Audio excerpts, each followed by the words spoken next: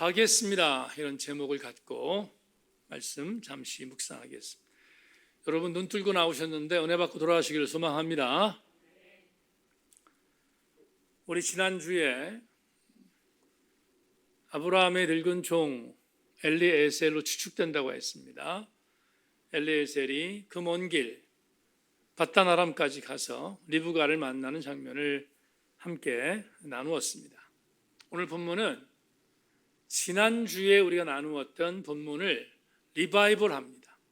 다시 본다 이 말이에요. 왜 그러냐 하면 이 고대 근동의 문서 작성을 할 때 문서 작성법에는 중요한 사실은 계속해서 반복해서 기록하는 그런 습관이 있었습니다. 그래서 오늘 본문이 길잖아요. 그리고 이 창세기 1장부터 50장 중에서 24장이 절수가 제일 깁니다. 그러니까 이렇게 긴 장수임에도 불구하고 더군다나 그 당시에는 파피루스나 나무가 귀했잖아요. 그럼에도 불구하고 이렇게 긴 구절을, 긴 장수를 집어넣은 이유는 그만큼 중요한 의미가 있다는 것을 알려주고 있는 내용이기도 합니다. 그래서 오늘 본문은 다시 강조하지만 지난주에 봤던 말씀을 다시 리바이벌하는 그런 말씀이다 하는 거예요. 그래서 지난주에 우리가 어떻게 끝났냐면 리브가가 엘리에셀에게 선물을 받고 그리고 기쁜 나머지 우리 집에 거할 처소가 있으니까 우리 집에 가셔서 유숙하지 않겠습니까를 제안하지요. 그러자 리브가의 제안을 받았던 엘리에셀과 그와 함께 동행했던 그런 팀이 그 집으로 가는 장면, 그리고 그 집에 도착한 그 이후의 삶에 대한 부분들을 오늘 본문에 제시합니다. 드디어 엘리에셀과 같이 간 동행인들이 리브가의 집, 엄격하게 말하면 리브가의 집이 아니고요, 부두엘이라고 하는 리브가의 아버지, 어머니가 살고 있었던 그 집, 그리고 우리가 너무 잘 알고 있는 야곱의 기사에서 나오는 그의 오빠 라반이 살고 있었던 집에 도착했습니다. 도착했는데 오늘 도착해서 아마도 리브가가 오빠를 불렀겠지요. 아버지를 불렀을 것입니다. 그런데 리브가의 소리를 들었던 사람 중에서 라반이 제일 먼저 나옵니다. 나와서 상황을 보는데 그 상황이 오늘 30절, 33절에 있습니다. 여러분, 이 구절은 오늘 본문을 연구하는 데 있어서 실마리가 되는 본문이기 때문에 여러분들이 잘 좀 주목해 주기를 바랍니다. 그의 누이의 코골이와 그 손의 손목고리를 보고 또 그의 누이 리브가가 그 사람이 자기에게 같이 말하더라 함을 듣고 그 사람에게로 나아갑니다. 그때에 그가 우물과 낙타 곁에 서 있더라. 라반이 이르되 여호와께 복을 받은 자여 들어오소서. 어찌 밖에 서 있나이까? 내가 방과 낙타의 소소를 준비하였나이다. 그 사람이 그 집으로 들어가매 라반이 낙타의 짐을 부리고 집과 사료를 낙타에게 주고 그 사람의 발과 그의 동행자들의 발 씻을 물을 주고 그 앞에 음식을 베풀었다. 지금 창세기 기자가 무엇을 보고하고 있냐면 리브가의 소리를 들었겠습니다. 손님 모시고 왔습니다. 이런 아마 소리를 들었을 거예요. 그러자 라반이 제일 먼저 나갔습니다. 그리고 손님을 봤습니다. 손님을 봤는데 손님을 보기 전에 그의 누이가 리브가죠. 리브가가 다른 모습을 하고 있는 것을 본 거예요. 어떤 모습이냐면 오늘 본문에 있는 말씀 그대로 코골이하고 손목걸이. 지난주에 내가 말씀드렸죠. 이거 대단한 가격이라고, 대단한 가치의 폐물이라는 것을 말씀드렸는데 그걸 하고 있는 걸 본 거예요. 그래서 그걸 보았던 라반이 일행에 대하여 환대를 결심합니다. 주목할 것은 30절 다시 볼까요? 그의 누이의 코걸이와 그의 손의 손목걸이를 보고, 이 보고라는 단어가 히브리어 라하의 번역인데 라하라는 단어는 제가 일전에 한번 소개한 것 같아요. 이 라하는 탐욕스럽게 보는 거예요. 그냥 보는 게 아니라 뭔가 욕심이 가득 차서 뭔가를 보는 그런 단어입니다. 라라는 단어가. 그러니까 오늘 본문에 있는 이 라라는 단어를 보더라도 지금 라반의 관심은 엘리에셀을 비롯한 사람에게 있지 않아요. 뭐에 있는가 하면 그의 누이 동생이 차고 있었던 폐물, 그 폐물을 그 사람들이 줬다는 것을 인식한 거예요. 그래서 그 사람이 줬다는 걸 생각하고 폐물과 그리고 저 사람들이 주었다면 저 사람들은 부자일 것이야 라는 생각을 한 거죠. 그래서 그걸 보고 환대한 것입니다. 어느 정도로 환대했는가? 이렇게 말합니다. 그 종에게 엘리에셀에게 말하여 우리 집에 당신이 묵을 집이 있습니다. 방이 있습니다. 오셔서 쉬십시오. 그리고 당신과 함께 온 일행들, 그 일행들도 방이 있습니다. 쉬십시오. 거기뿐만 아니라 10피를 갖고 왔다고 했잖아요. 낙타를. 낙타 10피를 쉴 수 있는 외양간, 그리고 그들에게 먹일 수 있는 물, 사료, 집 이런 것들을 다 제공하겠다는 거예요. 여러분, 처음 보는 사람에게 이렇게 엄청나게 환대한다는 것은 뭔가 저희가 있지 않겠습니까? 그 저희를 성경원 교수가 그의 주석서에서 이렇게 해석했습니다. 여기서 라반의 행동을 잘 관찰하라. 그의 재물 밝힘 증후군이 드러난다. 진정한 자비와 섬김에서 비롯된 리브가의 친절과는 달리 라반의 호의는 욕심에서 비롯된 것이다. 또한 그의 여호와를 찬양한다는 것은 진실함으로 보는 학자는 거의 없다. 재물에 얻은 사람이 재물을 많이 가진 자의 헌심을 사기 위해 펼치는 가식에 불과하다. 이게 무슨 말이죠? 라반이 엘리에셀과 일행을 보면서 집에 들이면서 이렇게 말하잖아요. 지금 31절에서 32절에서 여호와께 복을 받은 자여 우리 집에 들어오라. 여호와 이름을 들먹여요. 근데 여호와 이름을 들먹인 것을 보고 송병 교수가 뭐라고 표현했는가 하면 그들은 여호와를 믿어서 여호와의 이름을 찬양한 것이 아니라 순전하게 탐욕스러운 가식적인 행위였다. 이렇게 해석한 것입니다.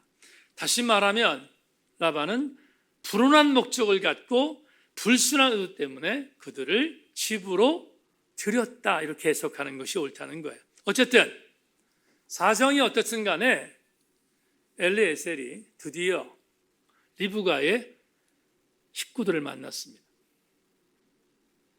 그리고 만난 그 장소에서 리브가의 오빠를 보았고 리브가의 아버지를 보았고 리브가의 어머니를 보았을 것입니다. 식구 전체를 본 것입니다. 전체를 봤는데 이제 여러분에게 다시 말씀드리지만 굉장히 긴 구조를 장황하게 다시 설명합니다. 뭘 설명해요? 우리 지난주에 보았던 내용을 설명한 거예요.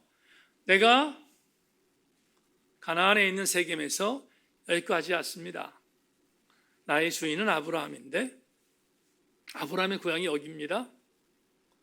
그리고 아브라함은 큰 부자입니다. 그런데 큰 부자인 아브라함이 아들이 하나 있습니다. 아들은 이삭이라고 하는데 준수하게 생겼습니다. 그리고 그 아들 이삭은 유일한 상속자입니다.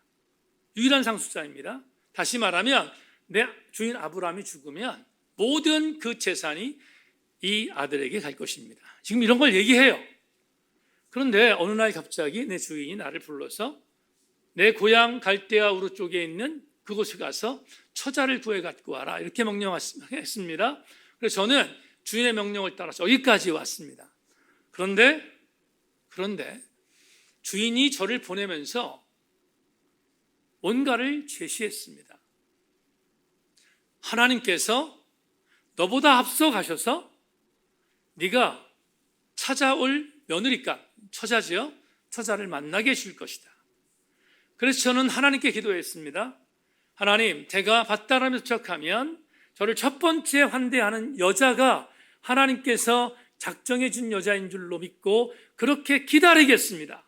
그리고 밧다람에 들어가서 이 고을에 들어와서 쉬고 있는데 당신의 딸, 당신의 여동생이 제게 왔습니다. 이해하셨죠? 리브가가 온 것입니다. 그리고 리브가가 저를 환대했습니다. 저에게 물을 주었고 제 낙타에게도 물을 주었습니다.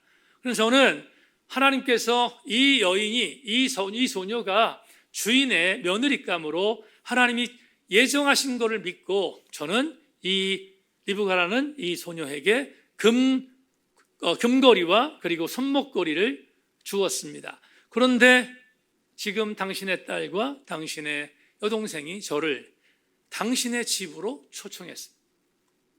여러분 지금 순조롭게 하고 있어요. 순조롭게 하고 있습니다. 그렇게 해서 여기까지 왔습니다. 이렇게 말합니다. 그러면서 장황하게 설명한 뒤에 엘리에셀이 단판을 겁니다. 그 단판 50절부터 51절에 있습니다. 그럼 자막 보십시오. 라반과 부두엘이 대답하여 이르되 이 일이 여호와께로 말미암았으니 우리는 가부를 말할 수 없노라. 리브가가 당신 앞에 있으니 데리고 가라. 데리고 가서 여호와의 명령대로 그를 당신의 주인 아들의 아내가 되게 하라. 지금 50절부터 51절에서 뭔가 엘리에셀을 통해서 뭔가를 받은 느낌이 들어요. 근데 그 받은 느낌은 이런 겁니다. 좀 전에 얘기했던 것처럼 당신의 딸과 당신의 여동생이 하나님께서 예비하신 그런 여인으로 내가 여겨져서 이 여인에게 승부수를 던졌습니다. 이 소녀에게 승부수를 던졌습니다. 그렇게 얘기한 거예요. 얘기했는데 그 얘기는 결혼의 압박감으로 다가옵니다. 그런데 성경은 우리에게 그걸 준 거예요. 여러분 48절부터 49절을 앞에 있는 구절을 자막 보십시오. 내 주인 아브라함의 하나님 여호와께서 나를 바른 길로 인도하사 나의 주인의 동생의 딸을 그의 아들을 위하여 택하게 하였으므로 내가 머리를 숙여 그에게 경배하고 찬송하였나이다. 이제 당신들이 인자함과 진실로 내 주인을 대접하려거든 내게 알게 해주시고 그렇지 아니할지라도 내게 알게 해주셔서 내가 우로든 좌로든 행하게 하소서. 비틀었지만 이런 거예요. 내가 최선을 다하여 극진한 모습으로 결혼 지참금을 주었습니다. 왜냐하면 당신의 딸과 당신의 여동생이 하나님께서 작정한 사람이라고 믿었기 때문입니다. 이제 공은 당신에게 던졌으니까 당신들이 결정해 주십시오. 이렇게 압박한 거예요. 지금 달라는 거예요. 당신의 딸을 달라는 거예요. 당신의 여동생을 달라고 말합니다. 그러자 한 발 뒤로 물러서서 지금 아브라함이 부자라는 걸 알았어요. 아브라함의 아들 이삭이 유일한 상속자라는 걸 알았습니다. 만약에 내 여동생이 가나안에 가게 되면 이 모든 것들을 차지할 수 있다는 가능성을 엘리에셀을 통해서 들었습니다. 그러니까 여러분 혹하지 않겠어요? 혹할 수밖에 없어요. 그런데 당사자가 아니니까 이렇게 말하면 한번 물러서서 이건 분명히 말하는데 여러분 이 구절 잘 기억하셔야 되는데 50절에서 그들이 애둘러 이렇게 말합니다. 당신이 이렇게 내 딸을, 당신이 이렇게 내 동생을 아내로 달라고 얘기하는 이 모든 것들이 여호와께로 말미암았습니다. 여호와께로 말미암았습니다. 그들은 여호와 이름을 다시 한번 들먹여요. 여호와께로 말미암았습니다. 그러나 우리는 당사자가 아니니까 그러니까 어떻게 결정한지 직접 한번 물어봐야겠습니다. 근데 이 말은 결국은 뭐예요? 결혼 지참금까지 받았거든요. 왜 결혼 지참금을 받았는가 하면 지금 본문에서 이 라반과 그리고 부두엘이 낯선 사람을 환대하고 받아들인 것은 리브가가 차고 있었던 고거리와 금손목걸이 때문이라고 말씀을 드렸잖아요. 그런데 본문을 읽다 보면 이제는 엘리에셀이 아버지 부두엘과 그리고 이름이 알려져 있는 라반에게 결혼 지참금을 주는 장면이 있어요. 이미 확정되었다고 보는 거예요. 그래서 확정되었다고 생각해서 결혼 지참금까지 줍니다. 그러니 우리 젊은 사람들 말로 빼도 박도 못하는 거예요. 못한 상황이 됐습니다. 못한 상황이 돼서 결정을 하고 싶은데 완전히 마음은 결정을 했지만 당사자한테 물어보겠다고 얘기를 하지요. 근데 그들이 들먹였던 이름 여호와께로 말미암았다. 오늘 본문에 있는 말씀 여호와께로 말미암았다라는 이 단어를 한번 생각해 봐야겠어요. 이건 우리가 질문을 좀 해봐야 되겠는데 엘리에셀은 자기의 주인이었던 아브라함이 하나님을 믿는 사람인 것을 소개했습니다. 그러자 낯설었던 이 늙은 종의 이 설명을 듣고 난 뒤에 2번에 걸쳐서 여호와께 은혜를 받은 사람에 들어오십시오.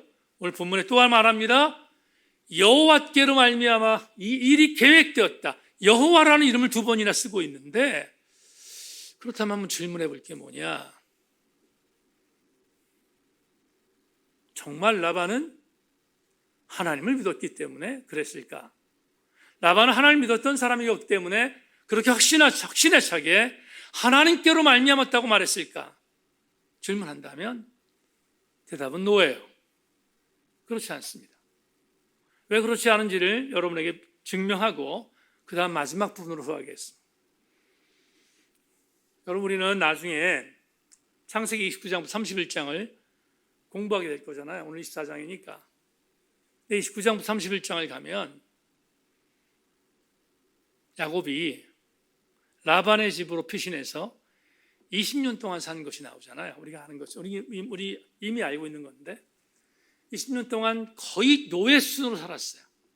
그러다가 더 이상은 삼촌한테 당하고 싶지 않아서, 그때는 아내가 4명 그리고 12남을 얻었던 상태니까, 그러니까 탈출을 계획합니다. 그래서 탈출해서 나오잖아요. 근데 사랑했던 아내 라헬이 그 당시에 가장 자기 아버지 라반이 아끼고 아꼈던 우상 하나를 들고 나와요. 그 우상이 뭐예요? 두라빔이에요. 두라빔은 메소포타미아 지역의 집들을 지키는 가오신입니다. 가오신. 그러니까 메소포타미아 지역의 우상이었다는 거예요. 근데 그 우상을 가지고 나왔어요. 누가? 라헬이. 그렇다면 우리 이런 짐작이 가능해요. 라헬이 두라빔을 갖고 나왔다면 그의 아버지 라반도 당연히 두라빔을 믿는 백성이었을 것이 분명하지. 그렇지 않겠어요? 그러니까 우상을 섬기는 가정이었다는 걸 말합니다. 또 하나 정보를 드리겠는데, 라판이라는 이 단어는 사람의 이름으로 쓰이지만 이 단어는 이런 뜻이 있어요. 흰색깔이에요. 흰색이야. 하얀색. 오늘 눈이 많이 내렸는데 흰색을 가졌다라는 말로 쓰이는 게 라반이에요. 그런데 이 메소포타미아 지역에 라반이라는 이름을 많이 쓰는 이유는 뭐냐 하면, 메소포타미아 지역에 특별히 주목할 우상신이 있었어요. 그 우상신이 달신이에요. 달신.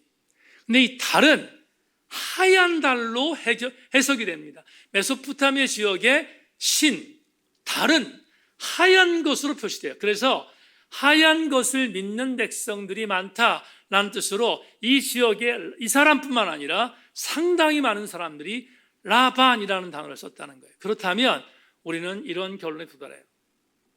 라반과 부두엘은 하나님을 믿는 백성이 아니라 우상을 섬기는 백성이었다. 그러면 왜 여호와 이름을 들먹였을까요?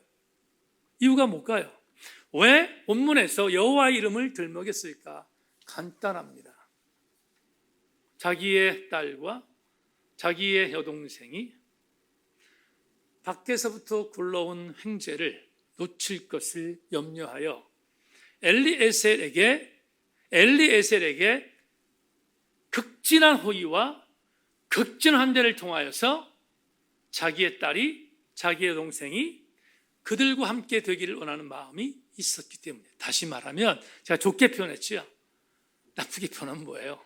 하나님을 이용한 것입니다. 하나님을 이용한 거예요. 여기까지는 라반과 아버지 부두엘의 역할이었어요.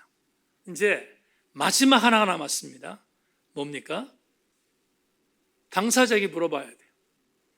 당사자에게 물어봐야 되는데, 여러분 정말 쿵쾅쿵쾅 했을 겁니다. 아마도 아버지 부두엘과 그리고 외삼촌, 자기의 오라비였던 라반은 리브가가 허락해 주기를 바라는 마음이 있었을 거예요. 근데 혹여나 아니라고 하면 모든 것들을 다 다시 돌려줘야 되니까 이런 부분에 있어서 두근두근한 마음이 있었을 것입니다. 그래서 리브가에게 갑니다.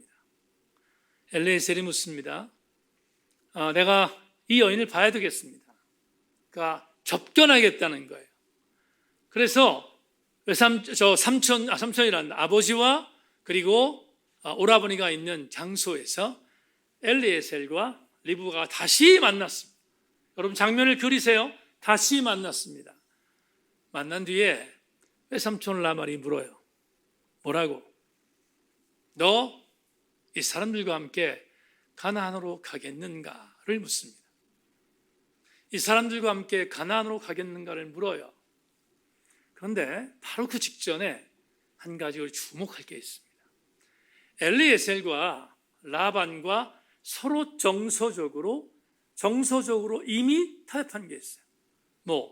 만에 하나 내 동생이 가겠다고 하더라도 곧바로 가지 말고 이곳에서 우리 자녀의 정 그리고 남매의 정을 뗄 수 있는 시간을 허락해달라고 요구하죠. 오늘 본문에 나옵니다. 며칠. 그 며칠은 열흘 정도 될 것으로 생각했습니다. 열흘 정도의 말미를 주어서 우리가 인간적인 정을 뗄 것을 우리에게 허락해달라고 요구합니다. 그러자 엘리에셀이 그렇게 못하겠다는 거예요. 왜냐하면 지금 주인이 기다리고 있으니까, 그리고 중간에 마음이 변하면 안 되니까 그렇게 못하겠다고 하는 마음을 갖고 있습니다. 결정은 뭐냐 하면 리브가가 혹시나 인간적인 정을 떼기 위해서 내게 시간을 달라고 얘기하면 엘리에셀은 들어줘야 합니다. 그리고 지금 그런 현장이 왔습니다. 그리고 라반 오빠가 묻습니다. 너 이 사람과 가나안이라는 그 땅으로 가겠는가를 물어요. 그러자 오늘 본문에서 리브가가 이렇게 말합니다. 가겠습니다. 오늘 설교 제목이죠? 가겠습니다. 이 말은 이런 거죠. 사랑하는 딸아, 사랑하는 여동생아, 너 낯선 사람인데 그 낯선 사람의 알지도 못하는 남편을 따라서 남편에게 가서 그 사람과 결혼해서 그곳에서 이제 우리와 특별히 정을 나누고 우리 가족의 관계는 완전히 끝나는 것인데 이렇게 멀리 떨어져서 살 수 있겠는가를 물은 거예요. 그러자 리브가가 조금도 주저하지 않고 가겠습니다 이렇게 말합니다. 가겠나이다. 여러분 이 구절을 정병원 교수의 해석을 다시 한번 여러분 들려드리겠습니다. 대단히 의미 있는 해석입니다. 이렇게 썼습니다. 리브가의 가겠나이다라는 대답은 이 이야기에서 가장 강력한 의지가 서린 형태, 즉 바람직하지 않은 불완전의 형태를 취하고 있다. 그녀의 결단은 단호한 것이었으며 아브라함이 하나님의 부름을 받고 고향을 떠날 때 의지를 떠오르게 한다. 이런 측면에서 기가 막힌 해석이거든요. 그녀는 여자 아브라함이었다. 여러분 아브라함이 갈대아 우르에서 하란에서 가나안으로 떠날 때 상의하지 않았어요. 사라에게 상의하지 않았어요. 결단했다고요. 가나안으로 가는 것은 하나님의 약속을 믿고 떠난 결단이었다고요. 이런 차원에 있어서 리브가를 송병헌 교수가 이렇게 표현했습니다. 이런 차원에 있어서 리브가는 여자 아브라함이었다. 기가 막힌 해석입니다. 여기까지가 여러분 오늘 본문이에요. 길지만 여러분들에게 이렇게 빠른 속도로 해석했습니다. 그러면 이 본문을 통해서 우리가 오늘 얻어야 할 수요 예배의 레마 찾아야 되지 않겠습니까? 자막 보겠습니다. 신앙은 흔들림 없이 뛰어야 하는 경주입니다. 신앙은 뭐라고요? 흔들림 없이 뛰어나는 경주다. 제가 오늘 흔들림이란 단어를 수요 예배에 끄집어낸 이유가 있습니다. 잘 보십시다. 사도 바울이 양아들 디모데에게 에베소 교회를 맡기면서 디모데야, 너 목사인데 앞으로 목회를 되는데 네 나이가 20대 약반이다. 수많은 사람들이 너를 깔보고 업신여길 수가 있는데 젊은 목회자로서 이 양아버지가 네게 부탁한다. 3가지의 정신을 갖고 목회해라. 이렇게 말해요. 디모데후서에 나오는데 그 3가지 정신이 뭐냐? 3가지의 정신을 갖고 목회하라 했는데 그 3가지가 뭔가? 여러분 디모데후서 2장 3절 6절을 자막을 통해서 확인하십시오. 너는 그리스도 예수의 좋은 병사로 나와 함께 고난을 받으라. 병사로 복무하는 자는 자기의 생활에 얽매이는 자 하나도 없나니 이는 병사로 모집한 자를 기계하려 함이라.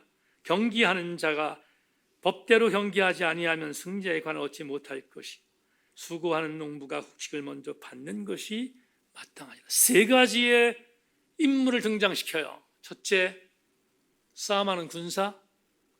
둘째, 법대로 경기하는 선수. 셋째, 수고하는 농부. 자, 보세요. 군사, 선수, 농부. 이 세 사람의 공통점이 있어요. 어떤 공통점입니까? 이 사람들은 자기들에게 주어진 상황 때문에 흔들리지 않습니다. 여러분, 군에서 전투하는 군사가 상황 때문에 뒤로 물러섰어요? 그럼 패배입니다. 잘못하면 죽어요. 법대로 경기해야 할 선수가 자기에게 불리하다고 법을 위반해? 그건 반칙이잖아요. 수고하는 농부가 빨리빨리 해서 곡식을 얻기 위해서 변칙을 집어넣었어요. 농사가 되겠습니까? 농사되지 않아요. 여러분, 제가 아주 오래전에 니코스 카찬차키스의 영혼의 자서전이라는 글에서 나오는 그 글을 김기성 목사님이 인용한 글을 읽은 적이 있는데, 이건 대단히 유명한 구절이라서 여러분에게 잠깐 다시 읽어드리겠습니다. 니코스 카찬차키스가 영혼의 자서전과 그리스인 조르바에서 들려준 한 이야기를 잊을 수가 없다. 어느 날 그는 산길을 걷다가 올리브 나무에 매달린 유충을 발견했다. 유충을 떼어 손바닥에 올려놓고는 가만히 들여다보니 투명한 거풀 속에 생명이 꿈틀거리고 있었다. 생명이 깨어나는 비밀의 과정이 거의 막바지에 이른 것 같았다. 그는 아직 고치 속에 갇혀있는 미래의 나비가 햇빛을 뚫고 나올 성스러운 시간을 기다렸다. 눈앞에서 일어난 기적을 보기 원했지만 그 깨어남의 시간은 너무나 더뎠다. 그래서 그는 자리에 웅크리고 앉아 유충에게 따뜻한 입김을 불어넣기 시작했다. 어느 순간 유충의 등이 찢어지더니 연두빛 나비가 나왔다. 나비는 힘겹게 날개를 펴려고 했었지만 날개는 겨우 반쯤 퍼지다가 멈췄다. 조바심이 났지만 나비는 영영 날개를 펴지 못했다. 영원한 법칙을 어기고 서둘렀기에 나비를 죽이고 말았다는 자책감이 아주 오랫도록 그의 영혼을 사로잡았다. 이 이야기 끝에 카잔차키스는 이런 말을 덧붙인다. 인간은 서두르지만 신은 그렇지 않다. 그렇기 때문에 인간의 작품은 불확실하고 불완전하지만 신의 작품은 결점이 없고 확실하다. 눈물을 글썽이며 나는 영원한 법칙을 다시 어기지 않으리라고 맹세했다. 나무처럼 나는 바람에 시달리고 태양과 비를 맞으며 마음 놓고 기다릴지니 오랫동안 기다리던 꽃과 열매의 시간이 오리라. 여러분, 정말로 주목할 게 하나 있어요. 서두르는 것은 반칙하는 것입니다. 서두른다는 것은 상황에 따라서 인위적으로 뭔가를 만들어내는 변칙입니다. 성도는 상황에 흔들리지 않습니다. 성도는 어떤 일이 있어도 하나님의 법칙에서 어긋나지 않아요.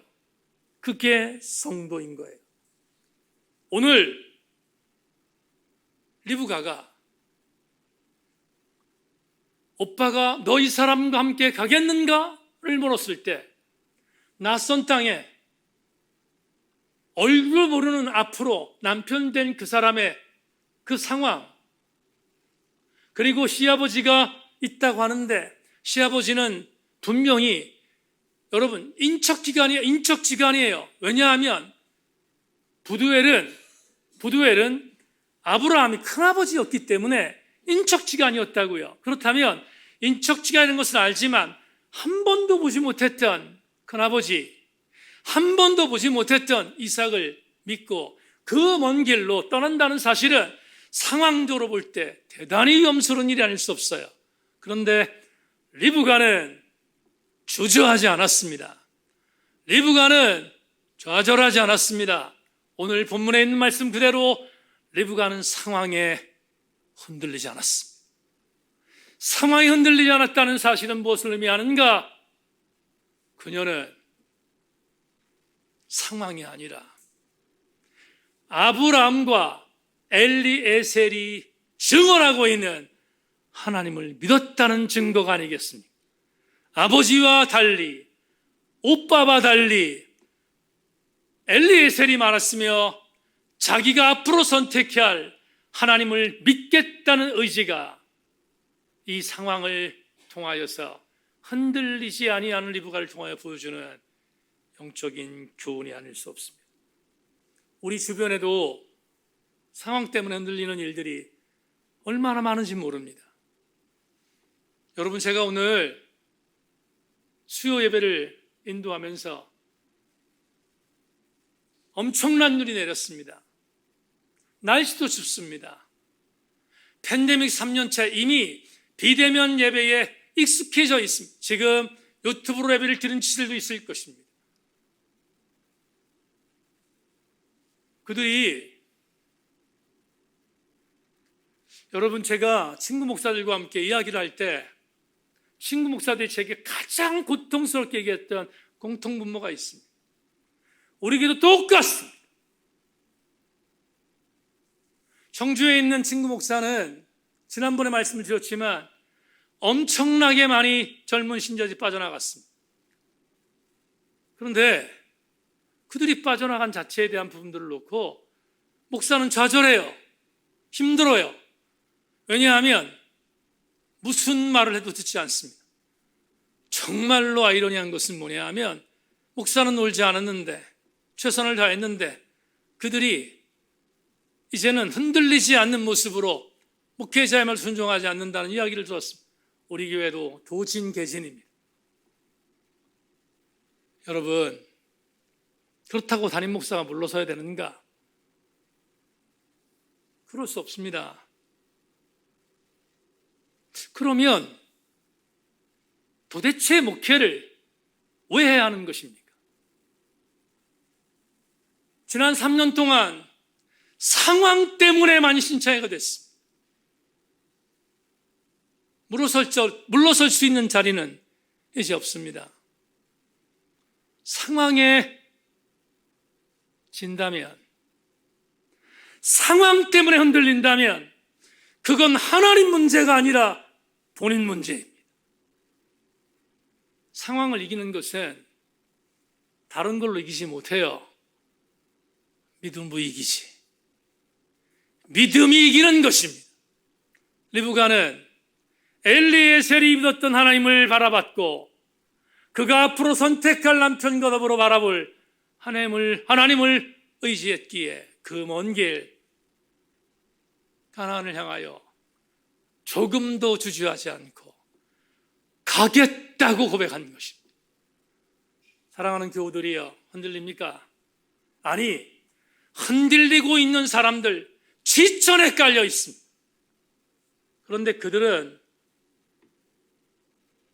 엄격한 의미로 말하면 히브리서 12장 1절로 2절을 믿지 않는 사람들입니다. 히브리서 12장 1절로 2절을 믿지 않는 그들은 상황이 믿음을 꼼짝 못하게 만듭니다. 히브리서 12장 1절에 뭐라고 말합니까? 이렇게 말합니다. 이러므로 우리에게 구름같이 둘러싼 허다한 증인들이 있으니 모든 무거운 것과 얽매기 쉬운 죄를 벗어버리고 인내로서 우리 앞에 당한 경주를 하며 믿음의 주여 또 온전케 하시는 이인 예수를 바라보자. 그는 그 앞에 있는 기쁨을 위하여 십자가를 참으사 부끄러움을 개의치 아니하시더니 하나님 보좌 우편에 앉으셨느니라. 우리 앞에 당한 경주를 경주하고 믿음의 주 온전케 하신 예수를 바라보며 우리를 위하여 십자가의 치욕을 당하셨던 주를 바라보며 참는 자가 어떻게 상황에 무너질 수 있습니까? 무너질 수 없습니다. 성경 66권 중에 이강동 목사를 전율하게 만드는 몇 가지 구절이 있습니다. 그 구절 중에 하나, 여호수아가 유언으로 남긴 구절입니다. 여호수아는 이렇게 말합니다. 그러므로 이제는 여호와를 경외하며 온전함과 진실함으로 그를 섬기라.